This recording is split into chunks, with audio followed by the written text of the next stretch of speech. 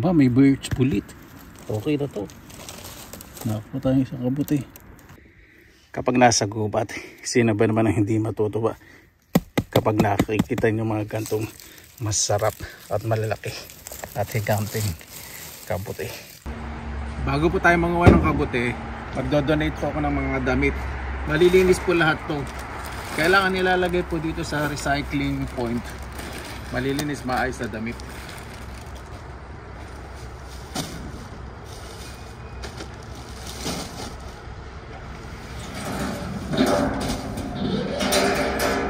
Meron pa po, marami pa. 3 pa. Ayun po, malilinis po yan sa tiniklop po. Sobrang dami ko na po kasi mga damit. Kasi kapag end of season sale, bumibili po ako.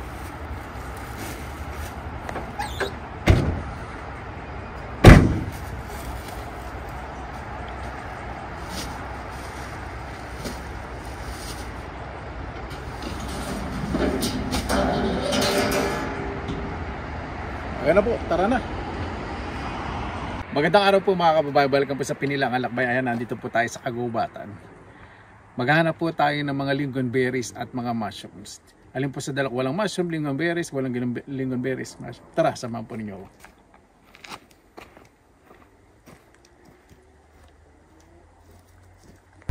Ayan po mga kababayan, dito na po tayo sa gubat. Ang laki ng peniban. Ay, soft. Sayang. Ganda oh. Hindi katabi. Malambot din. Laki pa naman, sayang. Nakakatawa pong tignan. Ito kabuti po na to, edible din, kaya hindi ko po alam pag-prepare. Parang etchas ano nakakalat. Yan, ko po tayong lingonberry. Ito maliliit. Yung nasa bungad parang malalaki. Imagine ang bunga nyo. Magkakatabi yung mga pagkain sa gubat. Sa panahon ng taglagas. Ay, hinihingal po ako dahil napipis yung bahay kanin ko. Masarap po ito sa pag-uong din. Ito masing-masing pa po ito. Ito po pagpapatunay may naunaw na po sa atin. Ganyan po sila ini-slice po nila. Naglilinis po sa gubat. Parang simsim na simsim lahat ng mga kabuti dito. Sa dami siguro nagpunta dito.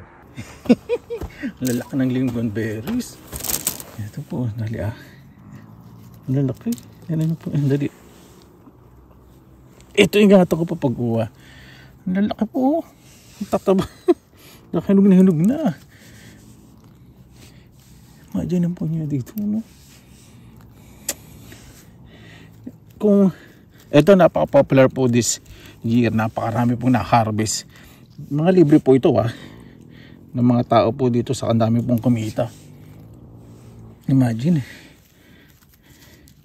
sila sa gubat Ito medyo matigas po yung balat. Para po itong bignay o bugnay. Pati yung lasa. Manamis-namis lang ito ng konti para sa yung alam niyo po yung bugnay kalabay yung mga lalaki. Ito pong ganda, grabe. Buti nagdala akong plastic. Kung wala akong makang mushroom. May pupuntahan pa rin naman po tayo na kukuha ng mushroom. Pero gusto ko muna manguha itong mga lalaking lingonberry, nakakatuwa.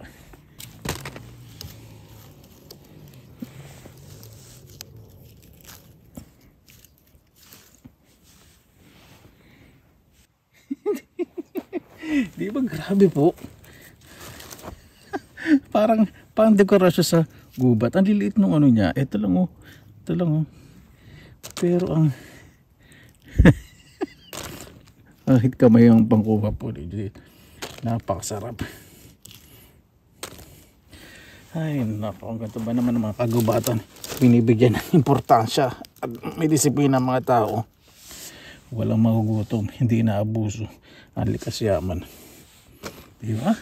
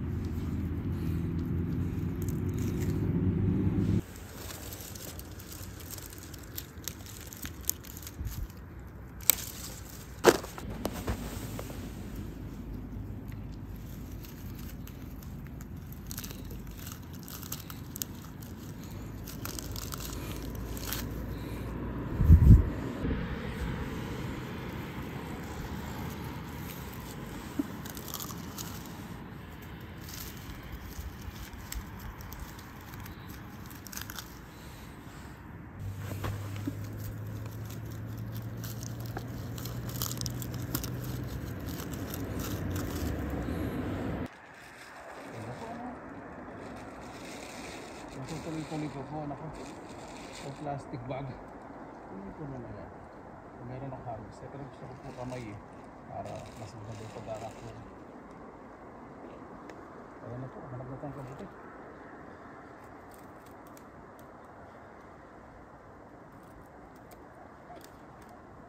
Napakasaya po talaga. Napakarami.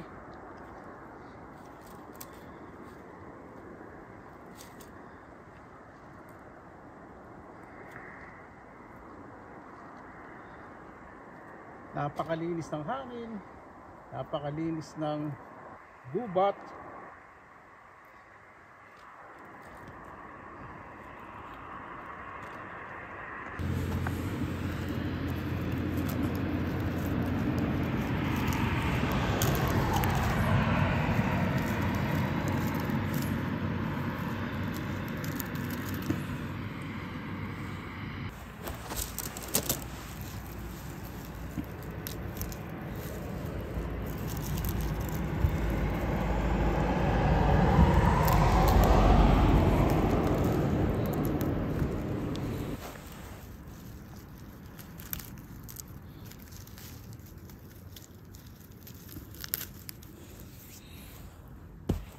Kapag ganito naman nakikita ninyo, Diyos ko, salamat po sa biyaya at sa mga tao po dito talaga na may disiplina.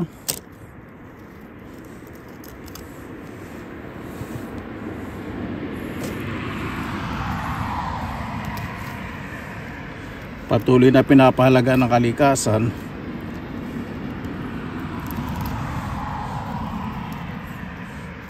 Tabi po ako ng expressway. Mas maganda po ito kasi hindi nadadaanan ng tao sa kanang hayop.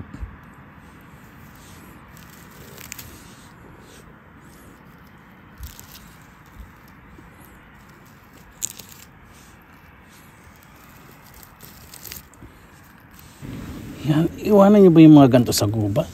Kung makikita ninyo, napakaliit ng dinadahan-dahan ko po para hindi po mabunot yung halaman. Ganyan po.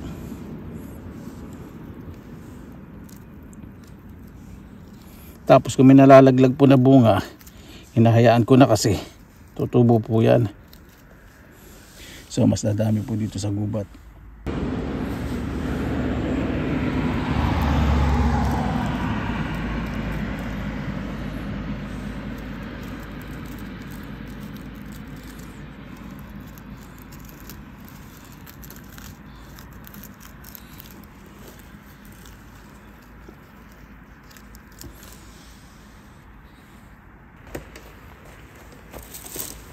Sabihin nyo po sa akin na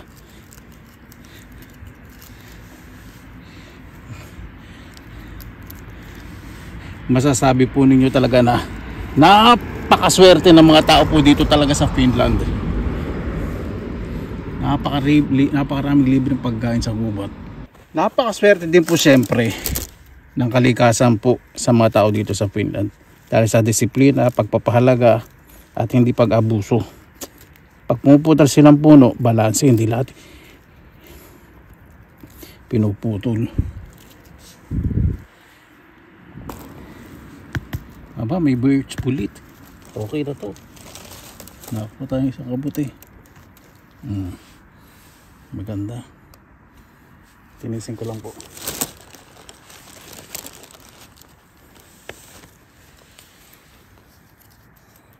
Naku. Sayang ito ano. Mycelium.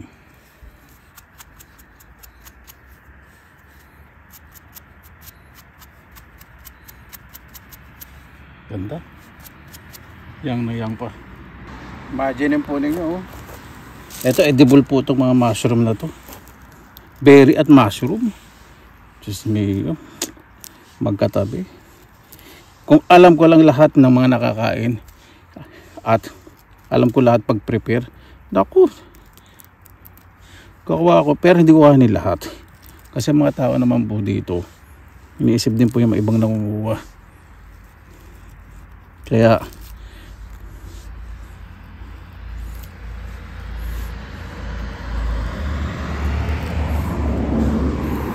Sobrang dami nakukuha tuwing taglagas. Napakalinis. Ay nako, napakarami po talagang lingonberries. Iniingatan ko rin po yung paghakbang ko.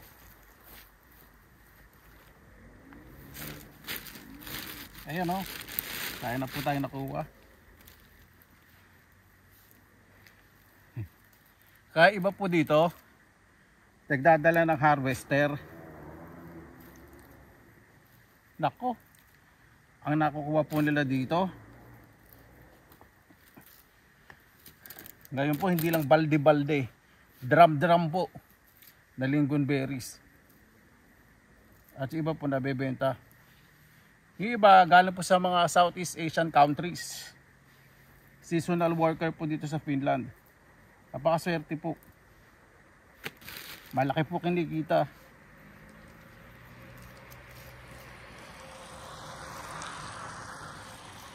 Bukod sa naaani nila, meron pa silang mga komisyon.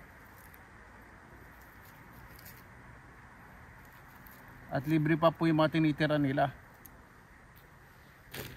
Sa pagkain yan o. Sandali lang po tayo, napakarami.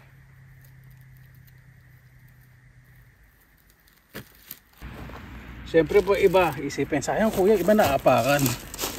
Pabor po yun sa kalikasan kasi yung mga buto, mas didikit sa lupa pag naapakan po. Yung berries. Buto po nito eh, parang buto lang ng aratilis. Mas maliliit pa. Ayun, dami. Kumpul-kumpul.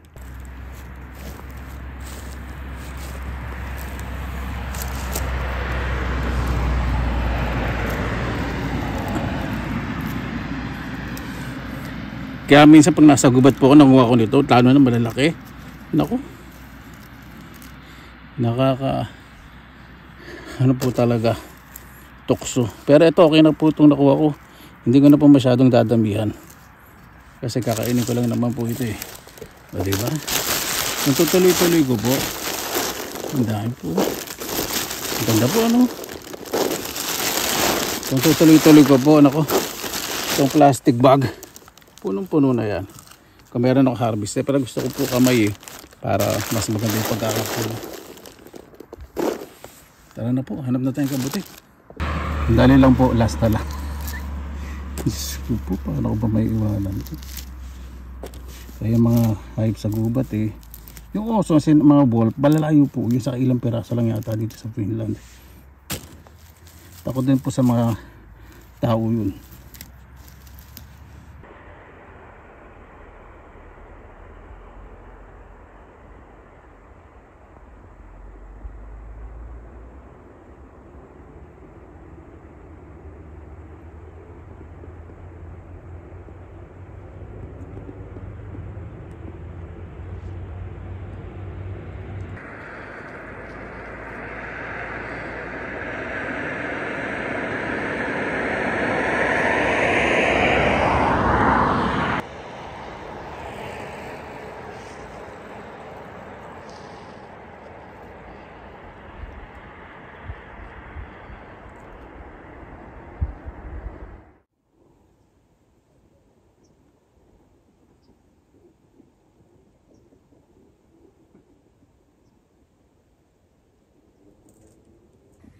Ito, tatlo kaya lang mga all na sayang. Medyo nalay tayo sa gubat na to. Grabe, ang laki. Ayan o. Kaya lang all na sayang. Medyo nalay tayo. Pwede pa yung katong kaya lang. Ayan ko na lang po sa mga squirrels. Ganda. Peniban po yan. Ito pa sa gitna ng forest. Ayan. Sop, sayang. Nalay tayo. Ayan na. Ito pa yung peniban ko gali. Ganda. Yan pa. Ay. Sop na. Sayang. Hindi ko na po kukunin. Ano ba yan? Sop na.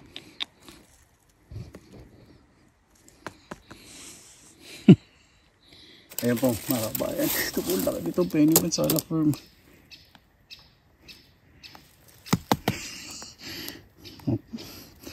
Soap na rin. Hindi ko na po kunin kahit gusto ko. Hindi pa kaya ito. Hinayang ko. Hindi. Soap na itong ano eh. Okay. Kaya ko na lang po sa forest. Sa ngayon. Pero nakita po isa. Ayoko pong maging kahaman. Yan. Mga maganda itong isa. Kukunin ko ito.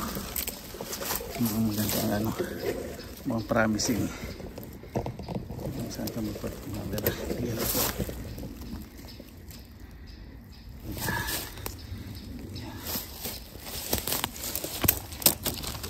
Asim. Maganda. Yun. Yun, ang ganda. Tapos natin yung ano, nagpunutan. Kasi mag-uulan. Gusto po niyan.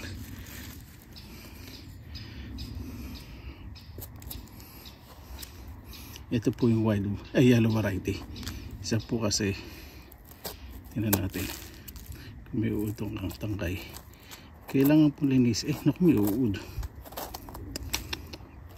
Ay, naku. Nakapako na. Ang daming uod. Yung mga tao. Ay, mga nangangabay. Ano ba yan? Ito po gagawin natin. Sorry po. May uod. Kakalat ko na lang po ito para tumami rito. Kakalat pa na may psyllium. Ito tataktak ko ng mga dahon tong pinagputulan ko para mas kumalat ang may psyllium. Yan. Kapag nasa gubat, sino ba naman ang hindi matutuwa kapag nakikita nyo mga gantong masarap at malalaki at higanting kabuti. Ito po ay fungi porcini or penny ban. Diba? Itong orange bulit. Naku, orange na rin, sayang. Kaya po mga kababayan, dito na po tayo sa bahay. Imagine po ninyo, no? Kung gusto kong kumuha at magbenta ng mga berries, kikita ko. Pwede ko po ilagay sa online o meron po dito bumibili ng mga company. Kaya lang yung demand minsan sa company, pag hindi kaya, kailangan baldi-baldi talaga. Sobrang busy po ako. Kaya marami pong nangunguha kapag ganitong panahon. Kahit isang kabutiling nakuha natin, okay na rin, no? Ay, sa daling oras, may libreng pagkain. Sa malinis na gubat. Walang kakalat-kalat. Walang po yung pakalat-kalat ng lagi. Kasi nga po ito, at gagawa po tayo ng magandang snack po ngayon. Masarap, malutong. Unahan ko po munang linisin po itong lingonberry. Kailangan po walang malambot at soft. Imagine po ninyo, no? Para siyang maliit naman sa anas eh. Para talaga siyang yung bignay kalabaw. Meron pa sa amin meron pong bugnay, di ba maliliit? Pero pong malalaki po, ng ganitong kalalaki. Sa amin po sa Bulacan, may tinatawag na bignay kalabaw. May tanim po ako na kaya lang di ba po namumunga. Ay, tanim pala ng kapatid ko. Ilipat po doon sa bakuran ko.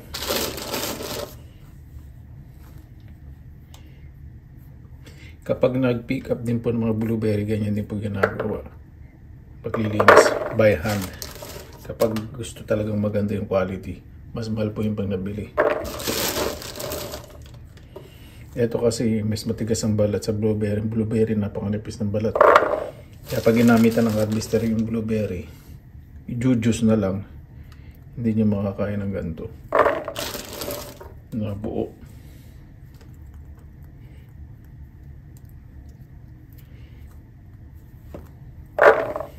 Kasaw pong mabuti dahil yung pinagkuhanan po natin medyo mabuhangin.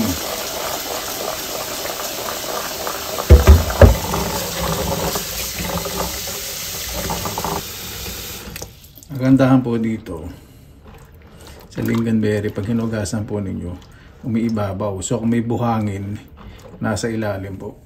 Diba? So, gagamitan ko ng strainer para mas malinis. Mga 2 beses o 3 beses ko bugasan. Una ko pong gagawin ay fermented juice. Napakasimple lang po yan. Just hold on. Lalagyan po ako ng asukal. Ordinary asukal lang po. Kung gaano karami yung berries, pwede nyo gawin na ano ba, 1 cup na berries. Ano lang, half cup na asukal. Gagamit din po ako ng cube sugar. Meron po dito yung nagamit ko sa kape. Meron po dito mga cube sugar. Dahil lang pakikita ko sa inyo. Dahil lang hindi ko nahanda. Ito po. Yan. Pero ito, medyo haluin ko po ng kutsara. Sensya na po Medyo pagod lang artista kaya hindi masyadong organisado ngayon. Okay lang na medyo madurog-durog ng bagya.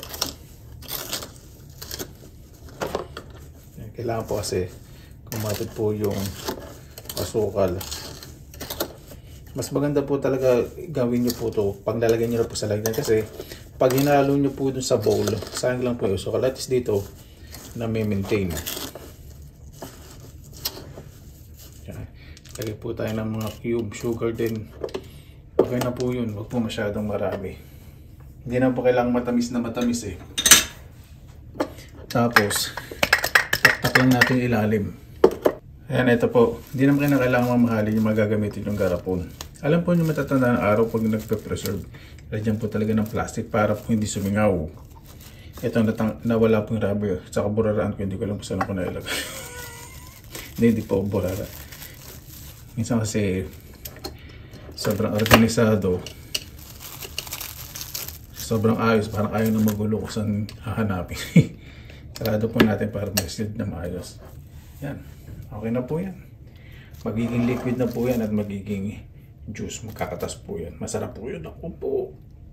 Yan, nakita ko po yung rubber sa hanap. Bakit may plastic para mas double sealed, mas maganda para hindi pasukan ng hangin. Ayan. So yung mga excess na plastic, tanggalin ninyo para mas tight at malinis tignan.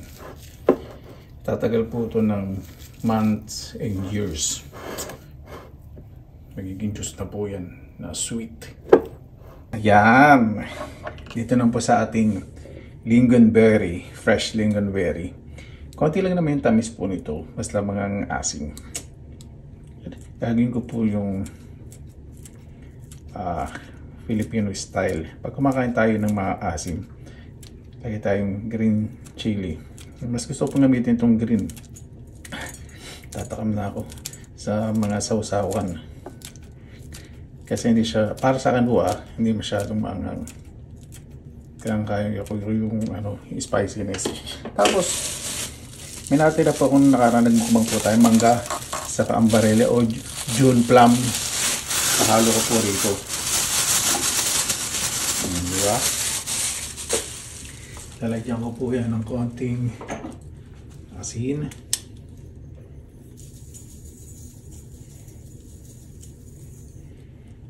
Tignan pa natin.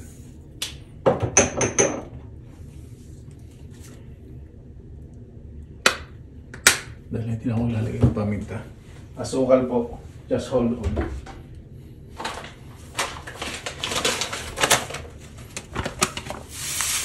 Asukal. Hindi naman yung masyado marami. Hindi naman po tayo gagawa ng jam.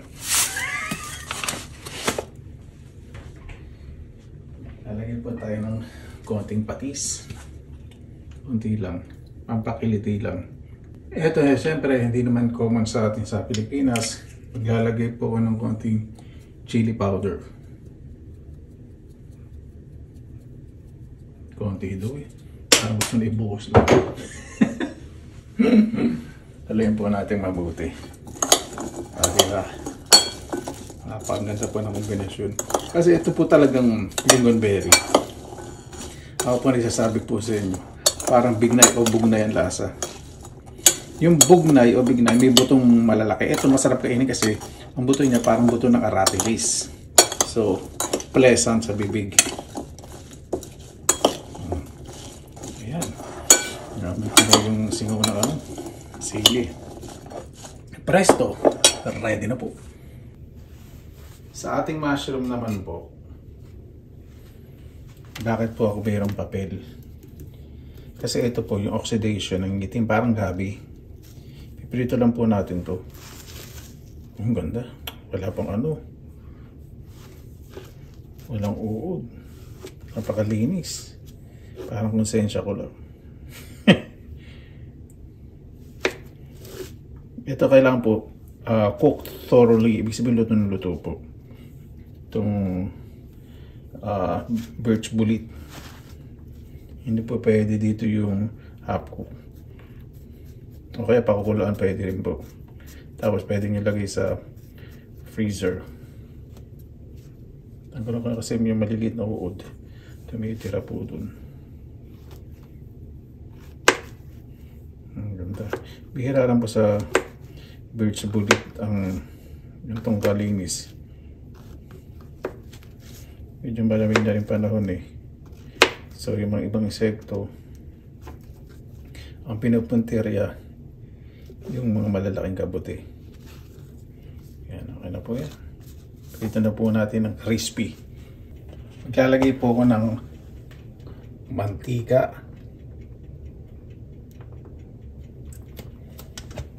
Ano lang po natin, pan fried. Kasi ito magre-release naman po ng liquid yung ating kabuti. Ito naman po, kahit hindi po masyadong mainit pa yung mantika, pwede na natin ilagay. Medyo ninipisan ko ng bagya para mas crispy. Pag naluto po ito, mamaya sabihin ko po yung lasa. Sorry, sobrang excited. Ayan, ang maganda. Golden brown. Gagamit po ako ng paper towel para ma-absorb yung extra oil. Para pag nalagyan natin sa toppings na ginawa nating salad, mas masarap. Pang international lang presentation. Pang mayaman. Pang alta sa syudad. Diba?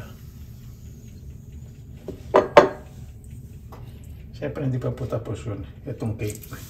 Ito mas masarap po ito. Mas malutong. Yan po yung oxidation nyo nangingitim pag hiniwa. Parang gabi. May kamote pag naprito. Ayan po mga kawayan na kadila. Nag-release po ng liquid. Mas gumanda kulay. Sa mga tatanong po, ano ba yan kuya? Yung mga invention bubuan naman yung salad na yan. Hindi ka ba napupuruan? Talig ko po muna itong chicharon na mushroom sa ibabaw. Kasi pag natikman ko pong isang prutas, kung matamis o maasim, alam ko na po anong sausawan ang gagawin ko. Alam niyo naman po, di ba? Na galing po ako sa mahirap na pamilya. Hindi naman po yung hirap sa buhay. Kinakapos po pero yung discarded po sa pamuhay, alam po ninyo. Ganun po yun. Ready na po. Kaya na po tayo. Babuhay yan! Maraming salamat po sa Panginoon. Kasama-sama na naman po tayo bago tayo mag-umpisa. Pasalamatan po natin ang Panginoon.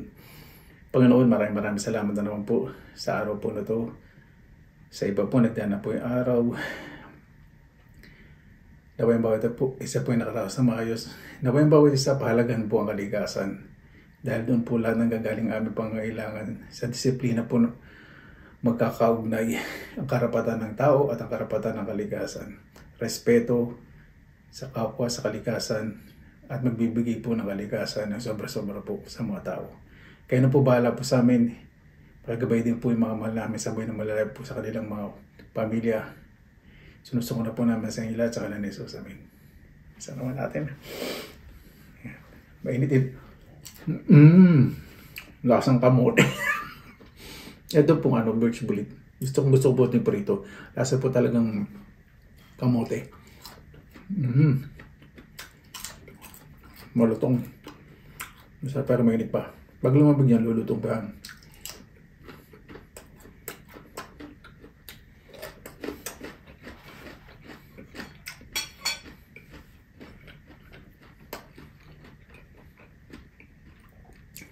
Inuulit ko po, wag po kayong kukuha ng mga kabuti kung saan-saan. Kung hindi po kayo sigurado, kung hindi nyo alam, o nakita nyo lang sa picture, o nakita nyo sa dan, siguro ito yung nakakain.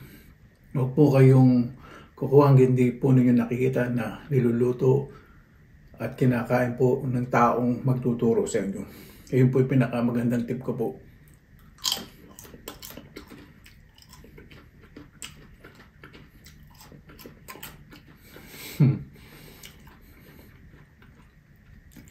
May konting hint siya na parang chicken.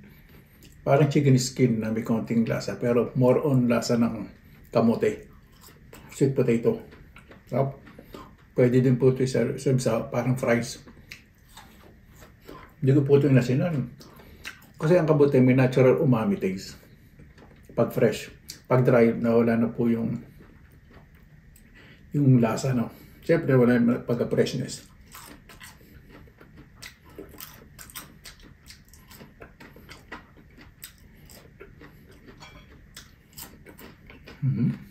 Parang chicharon talaga. Parang chicken skin. Bihira na po yung ganito sa birch bullet na hindi inuud.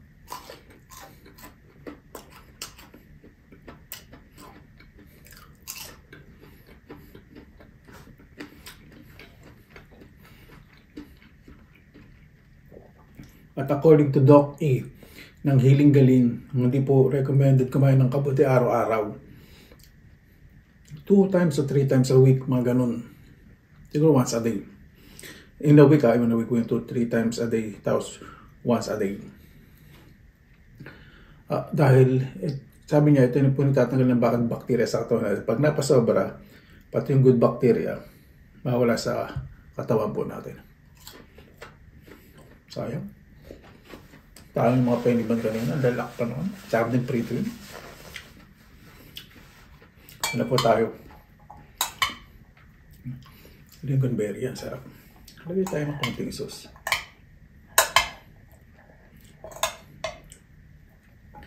Hindi na masyadong marami. Basili.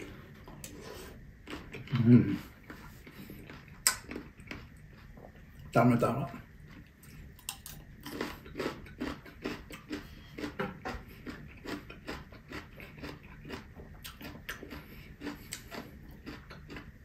Bignay o bugnay po talaga lasa. Yung buto po parang buto na rating. Sarap. Excuse me. Tapos, yung balat niya malutong.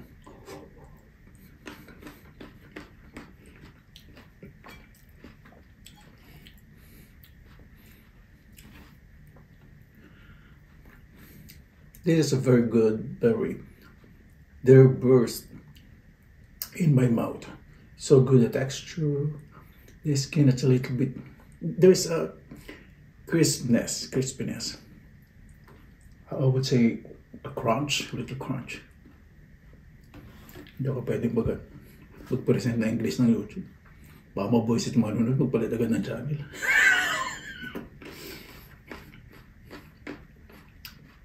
John Plum daw po ito, tapos iba pong tawag yan.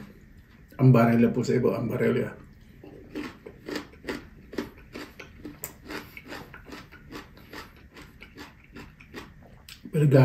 Pinagalong lasang mangga sa bayabas.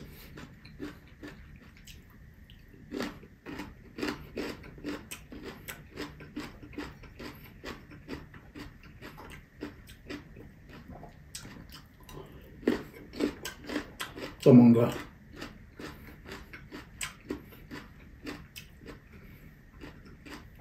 Pag may natitira po kayong prutas, separate nyo po yung pagpa-plastic. Sarado nyo po mabuti. Kailangan po walang tubig. Ilagay nyo po sa rep. Tagal po yan ng 2-3 days. Malutong pa.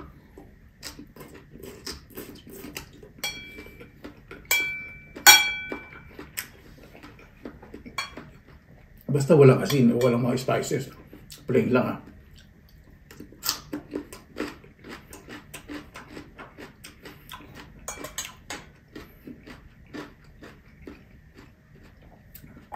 Sorry. Ito, magiging juice na po yan. For FYI. Ito po isang Asian style na pag-juice, hindi po European style. Magre-release po ng liquid. Pero ang ginagawang juice po ito, magamit ng machine. Wala pong nilalagyan na asukal. Gumawa po ako yung diba dati sa mga followers po. Salamat po.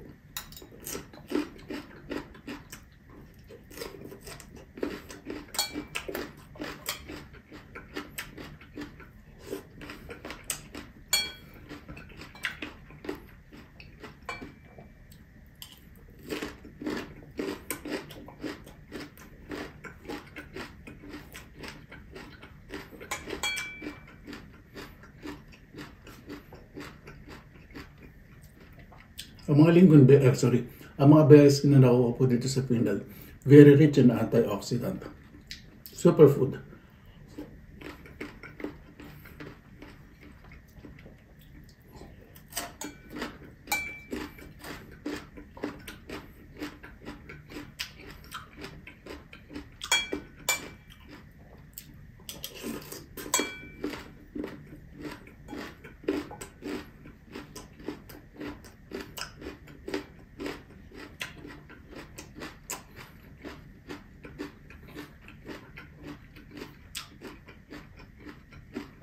Ang sarap ng combination. Hindi siya masyado maalat. Yung sweetness mas lamang. Tsaka yung asim.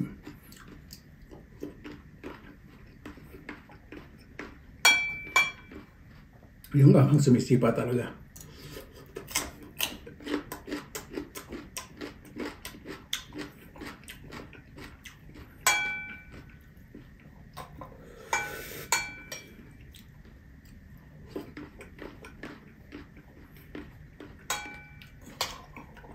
Magandaan ko sa pagkain ng lingonberry.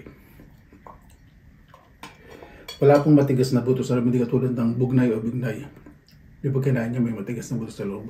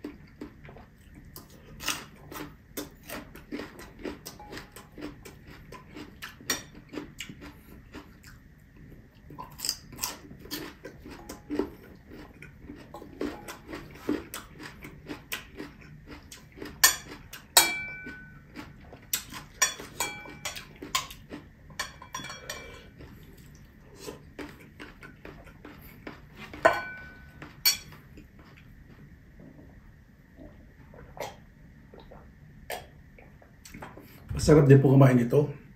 Kahit walang kanin yung filet na crispy na chicken, crispy na pork. Ako lang, pakasarap.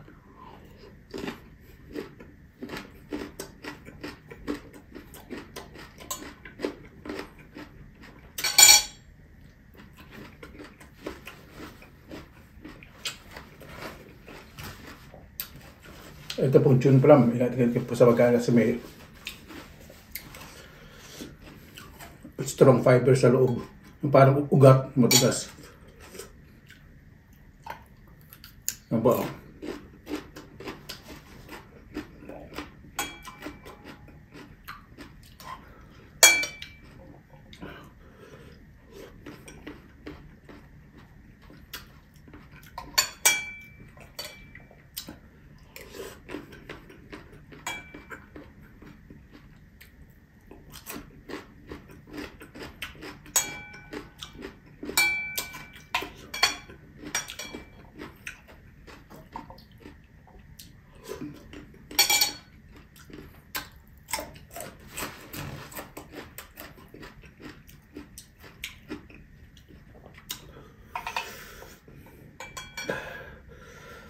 Sumisipa ni anghang.